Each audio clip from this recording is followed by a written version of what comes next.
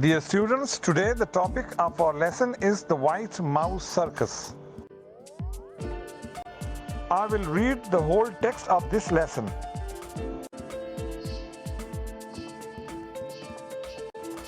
I'm going to read the text of the story. Rooms were booked for us in a place called the Hotel Magnificent in the famous seaside town of Bournemouth.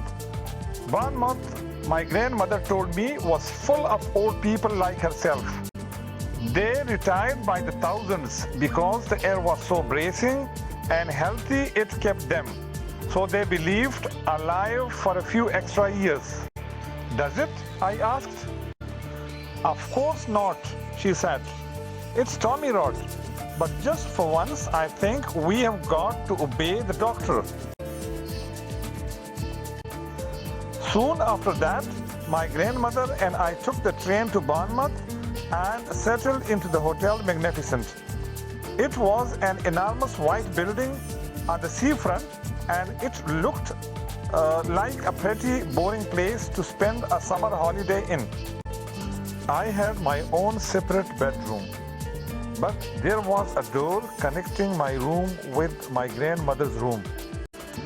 Just before we left for Bournemouth, my grandmother had given me as a consolation a present of 2 white mice in a little cage, and I took them with me. They were terrific fun. I called them William and Mary, and in the hotel I set out right away teaching them to do tricks. The first trick I taught them was to creep up the sleeve of my jacket and come out by my neck.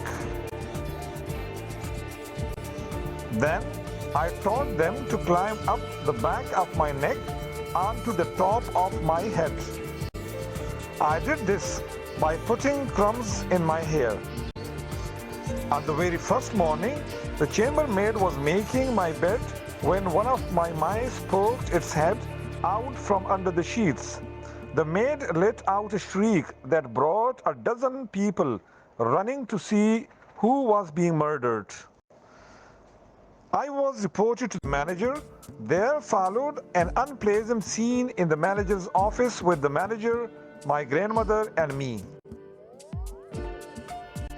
The manager, whose name was Mr. Stringer, was a bristly man in a black tailcoat.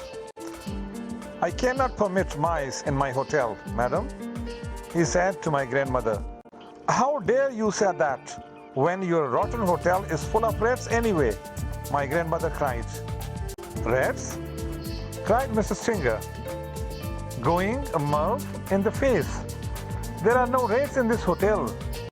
I saw one this morning, my grandmother said. It was running down the corridor into the kitchen.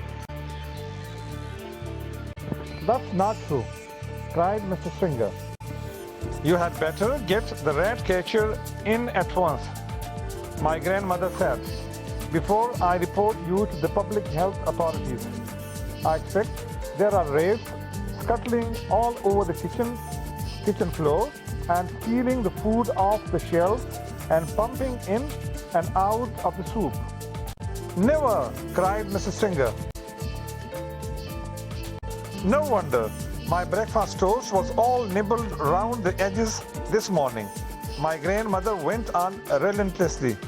No wonder it had a nasty ratty taste. If you are not careful, the health people will be ordering the entire hotel to be closed before everyone gets typhoid fever. You are not being serious, madam, Mr. Stringer said. I was never more serious in my life, my grandmother said.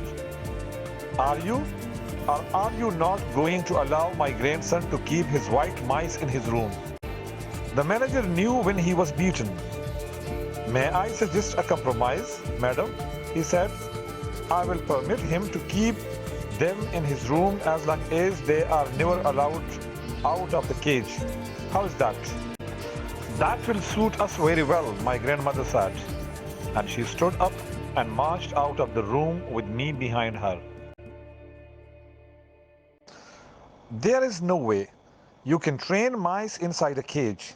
Yet, I dared not let them out because the chambermaid was spying on me all the time. She had a key to my door and she kept bursting in at all hours, trying to catch me with the mice out of the cage. I decided to seek a safer place where I could carry on with the training. There must surely be an empty room in this enormous hotel. I put one mouse into each trouser pocket and wandered downstairs in search of a secret spot. The ground floor of the hotel was a maze of public rooms, all of them named in gold letters on the doors. I wandered through the lounge and the smoking room and the card room and the reading room and the drawing room. None of them was empty. I went down a long wide corridor and at the end of it, I came to the ballroom.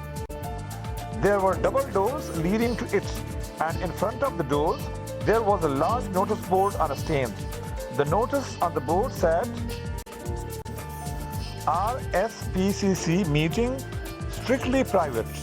This room is reserved for the annual meeting of the Royal Society for the Prevention of Cruelty to Children.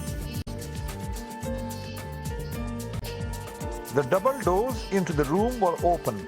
I peeped in. It was a colossal room. There were rows and rows of chairs, all facing a platform.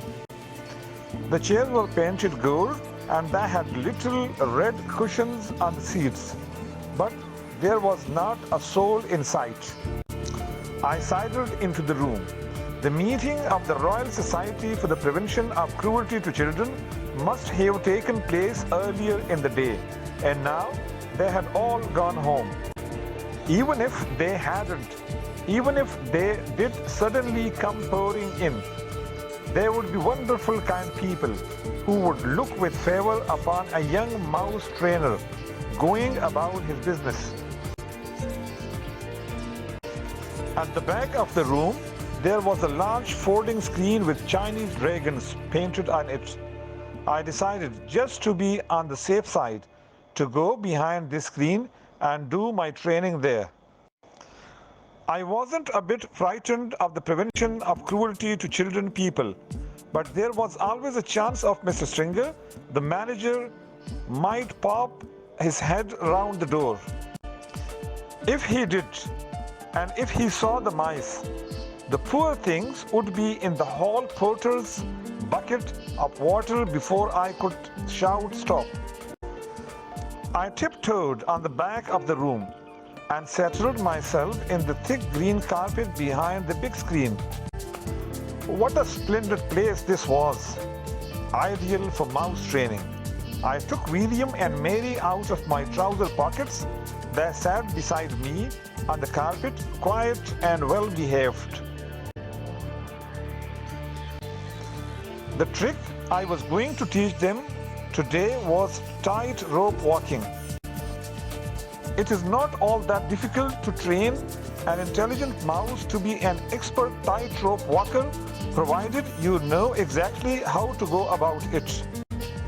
First, you must have a piece of string. I had that. Then, you must have some good cake.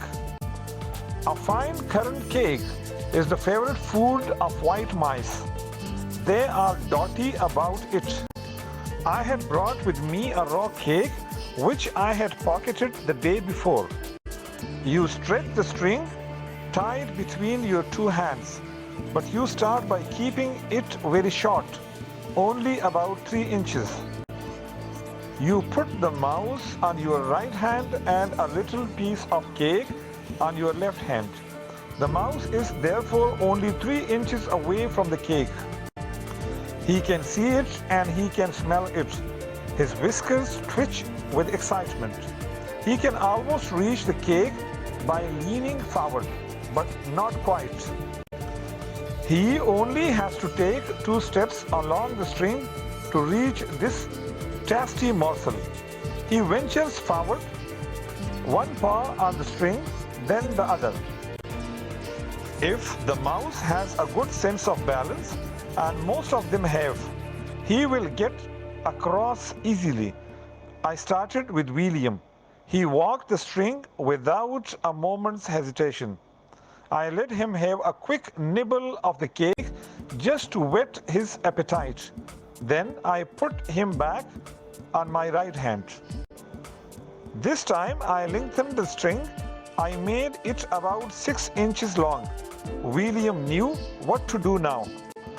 With superb balance, he walked step by step along the string until he reached the cake. He was rewarded with another nibble. Quite soon, William was walking a 24-inch tightrope, or rather tight string, from one hand to the other to reach the cake. It was wonderful to watch him. He was enjoying himself tremendously. I was careful to hold the string near the carpet so that if he did lose his balance, he wouldn't have far to fall. But he never fell. William was obviously a natural acrobat, a great tightrope walking mouse. Now it was Mary's turn. I put William on the carpet beside me and rewarded him with some extra crumbs and a currant. Then I started going through the same routine all over again with Mary. My blinding ambition, you see, my dream of dreams, was to become one day the owner of a white mouse circus. I would have a small stage with red curtains in front of it, and when the curtains were drawn apart, the audience would see my world-famous performing mice walking on tight ropes, swinging from trapezes, turning somersaults in the air, bouncing on trampolines, and all the rest of it. I would have white mice riding on white rats, and the rats would gallop furiously round and round the stage. I was beginning to picture myself traveling first class all over the globe with my famous white mouse circus and performing before all the crowned heads of Europe.